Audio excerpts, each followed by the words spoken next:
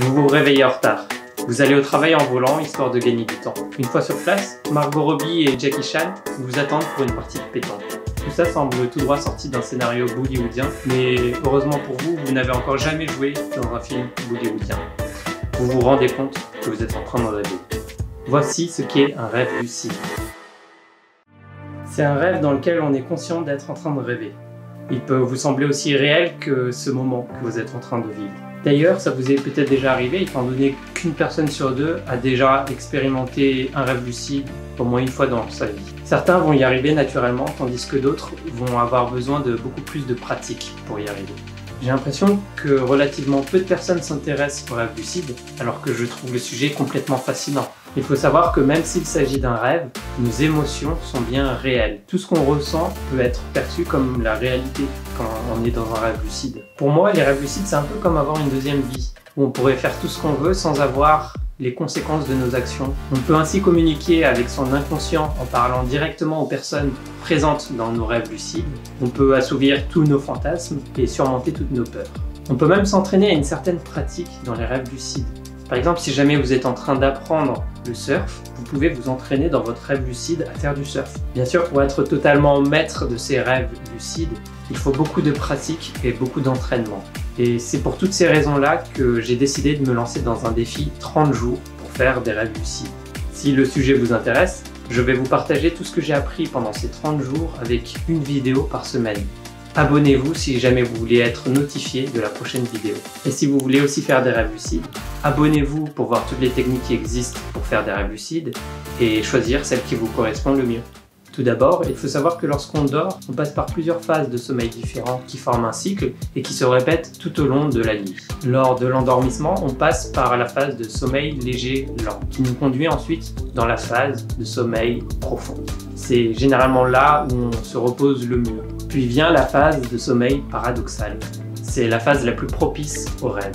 Quand on rêve, les activités du cerveau sont très semblables à celles de l'éveil. Lors de la phase paradoxale, on a constaté chez les rêveurs lucides une activité accrue des zones du cerveau liées aux fonctions cognitives comme le raisonnement logique et le comportement volontaire.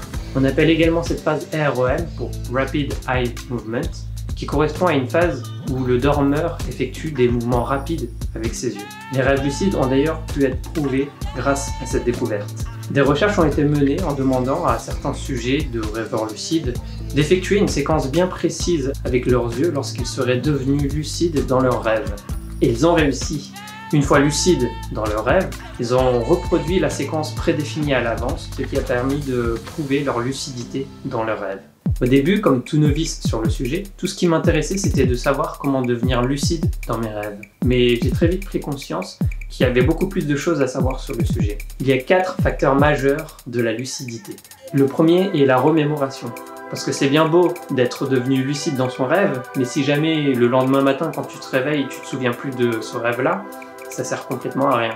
Donc la première chose à faire, c'est d'améliorer sa remémoration onirique, de se souvenir au mieux de ses rêves. Le deuxième facteur, c'est le sommeil. Il ne faut surtout pas négliger la qualité de son sommeil pour favoriser les rêves lucides. Et c'est généralement tous les conseils assez génériques qu'on peut donner, par exemple se coucher tôt et éviter les écrans avant de dormir. Et bien entendu, plus tu vas dormir longtemps, plus tu vas faire des cycles de sommeil et donc plus tu vas rêver. Donc tu auras plus de chances de faire des rêves lucides. Le troisième facteur, c'est le déclenchement. Le déclenchement, c'est le moment où tu réalises que tu es dans un rêve. C'est le moment où tu deviens lucide dans ton rêve.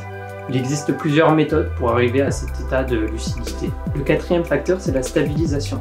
Il arrive que lorsqu'on devient lucide, on perd très vite cet état de lucidité. Soit parce qu'on est trop excité, ou soit parce qu'on pense à autre chose. Donc c'est très important aussi d'apprendre à stabiliser son état de lucidité. Merci d'avoir regardé cette vidéo. Je voulais vous présenter globalement ce qu'était un rêve lucide. Mais dans les prochaines vidéos, je vais rentrer beaucoup plus en détail. Je vais vous apprendre comment mieux vous souvenir de vos rêves et je vais vous partager toutes les méthodes pour réussir à faire des rêves lucides. Alors n'hésite pas à t'abonner si le sujet t'intéresse et si tu veux être notifié lorsque la prochaine vidéo sortira. À bientôt.